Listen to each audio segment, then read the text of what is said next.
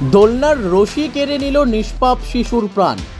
খেলতে গিয়ে দুর্ঘটনাবশত গলায় দোলনার রশি ফেঁসে মর্মান্তিক মৃত্যু হলো একটি 8 বছরের শিশুর। হতভাগ্যের নাম সত্যজিৎ রুদ্র পাল। ঘটনাটি ঘটেছে সোমবার দুপুর 2টো নাগাদ ত্রিপুরার বিলোনিয়া থানাধীন চিত্তামারা পুরান বাজার এলাকায়।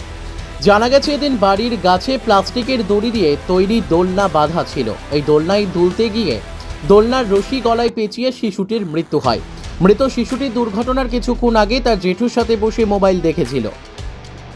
মোবাইল দেখার পর সে একা দোলনা চড়তে গিয়ে মৃত্যুর কোলে ঢলে পড়ে। পরে তাকে বাড়িতে দেখতে না পেয়ে পরিবারের লোকেরা খোঁজাখুঁজির পর তাকে দোলনায় জড়ানো ঝুলন্ত অবস্থায় পাওয়া যায়।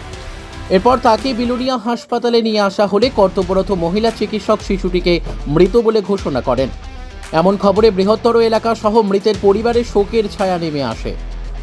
পাথারকান্দি থেকে মলয় কুমার দাসের রিপোর্ট, নববার্তা টুডে। কি শুনছেন, কি হয়েছিল? দোলনাতে চড়ার সময়। বাড়ি কোনখানে জানেন? বয়স কত বাচ্চা?